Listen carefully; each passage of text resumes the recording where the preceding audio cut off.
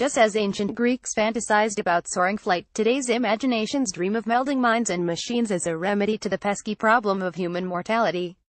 Can the mind connect directly with artificial intelligence, robots and other minds through brain-computer interface BCI technologies to transcend our human limitations? Over the last 50 years, researchers at university labs and companies around the world have made impressive progress toward achieving such a vision. Recently, successful entrepreneurs such as Elon Musk, Neuralink and Brian Johnson Kernel have announced new startups that seek to enhance human capabilities through brain-computer interfacing. How close are we really to successfully connecting our brains to our technologies, and what might the implications be when our minds are plugged in? How do brain-computer interfaces work and what can they do? Origins, rehabilitation and restoration. Eb Fatz, a researcher here at the Center for Sensory Motor Neural Engineering (CSNE), is one of the earliest pioneers to connect machines to minds. In 1969, before there were even personal computers, he showed that monkeys can amplify their brain signals to control a needle that moved on a dial. Much of the recent work on BCIs aims to improve the quality of life of people who are paralyzed or have severe motor disabilities. You may have seen some recent accomplishments in the news. University of Pittsburgh researchers use signals recorded inside the brain to control a robotic arm.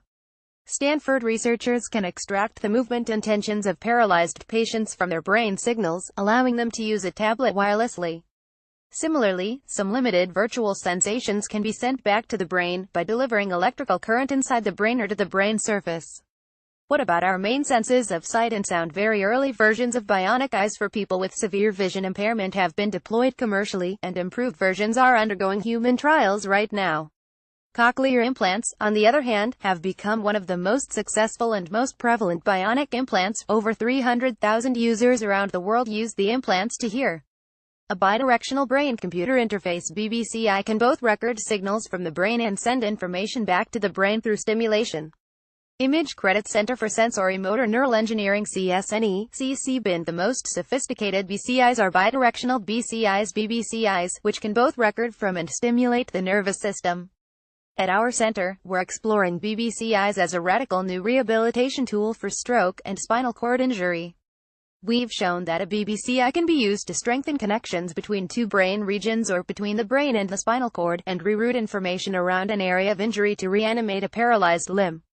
With all these successes to date, you might think a brain-computer interface is poised to be the next must-have consumer gadget. Still early days. Not all BCIs, however, are invasive. Non-invasive BCIs that don't require surgery do exist. They are typically based on electrical lead recordings from the scalp and have been used to demonstrate control of cursors, wheelchairs, robotic arms, drones, humanoid robots and even brain-to-brain communication.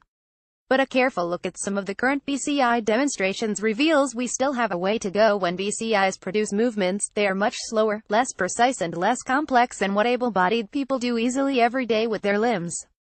Bionic eyes offer very low-resolution vision. Cochlear implants can electronically carry limited speech information, but distort the experience of music. And to make all these technologies work, electrodes have to be surgically implanted, a prospect most people today wouldn't consider. The first demonstration of a non-invasive brain-controlled humanoid robot avatar named Morpheus in the Neural Systems Laboratory at the University of Washington in 2006. This non-invasive BCI infers what object the robot should pick and where to bring it based on the brain's reflexive response when an image of the desired object or location is flashed. But all these demos have been in the laboratory, where the rooms are quiet, the test subjects aren't distracted, the technical setup is long and methodical, and experiments last only long enough to show that a concept is possible. It's proved very difficult to make these systems fast and robust enough to be of practical use in the real world. Even with implanted electrodes, another problem with trying to read minds arises from how our brains are structured. We know that each neuron and their thousands of connected neighbors form an unimaginably large and ever-changing network. What might this mean for neuroengineers? An electrocorticography grid, used for detecting electrical changes on the surface of the brain, is being tested for electrical characteristics. Image credit. Center for Sensory Motor Neural Engineering, CCBN. Imagine you're trying to understand a conversation between a big group of friends about a complicated subject, but you're allowed to listen to only a single person. You might be able to figure out the very rough topic of what the conversation is about, but definitely not all the details and nuances of the entire discussion. Because even our best implants only allow us to listen to a few small patches of the brain at a time, we can do some impressive things, but we're nowhere near understanding the full conversation. There is also what we think of as a language barrier. Neurons communicate with each other through a complex interaction of electrical signals and chemical reactions. This native electrochemical language can be interpreted with electrical circuits, but it's not easy. Similarly, when we speak back to the brain using electrical stimulation, it is with a heavy electrical accent. This makes it difficult for neurons to understand what the stimulation is trying to convey in the midst of all the other ongoing neural activity. Finally, there is the problem of damage. Brain tissue is soft and flexible, while most of our electrically conductive materials, the wires that connect to brain tissue, tend to be very rigid. This means that implanted electronics often cause scarring and immune reactions that mean the implants lose effectiveness over time. Flexible, biocompatible fibers and arrays may eventually help in this regard. Cohabiting despite all these challenges, we're optimistic about our bionic future. BCIs don't have to be perfect.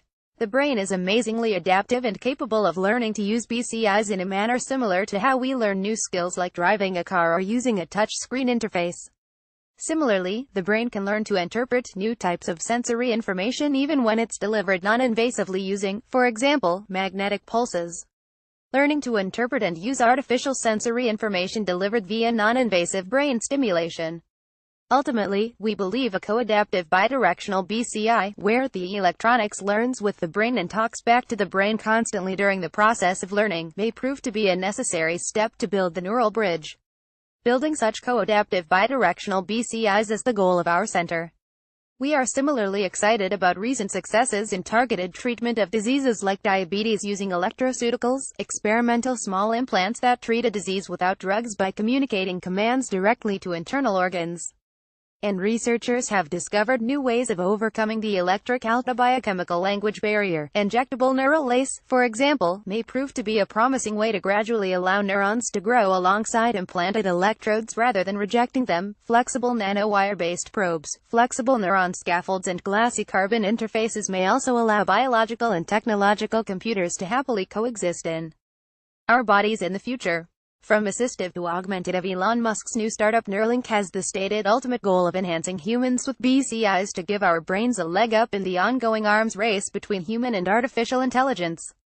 He hopes that with the ability to connect to our technologies, the human brain could enhance its own capabilities, possibly allowing us to avoid a potential dystopian future where AI has far surpassed natural human capabilities. Such a vision certainly may seem far off or fanciful, but we shouldn't dismiss an idea on strangeness alone. After all, self-driving cars were relegated to the realm of science fiction even a decade and a half ago, and now share our roads. A BCI can vary along multiple dimensions, whether it interfaces with the peripheral nervous system, a nerve, or the central nervous system, the brain, whether it is invasive or non-invasive, and whether it helps restore lost function or enhances capabilities. Image credit James Wu, adapted from Sakurambo, CCBYSA. Connecting our brains directly to technology may ultimately be a natural progression of how humans have augmented themselves with technology over the ages, from using wheels to overcome our bipedal limitations to making notations on clay tablets and paper to augment our memories. Much like the computers, smartphones and virtual reality headsets of today, augmentative BCIs, when they finally arrive on the consumer market, will be exhilarating, frustrating, risky and, at the same time, full of promise. In a closer future, as brain-computer interfaces move beyond restoring function in disabled people to augmenting able-bodied individuals beyond their human capacity, we need to be acutely aware of a host of issues related to consent, privacy, identity, agency and inequality. At our center, a team of philosophers, clinicians and engineers is working actively to address these ethical, moral and social justice issues and offer neuroethical guidelines before the field progresses too far ahead. Read more articles from the conversation.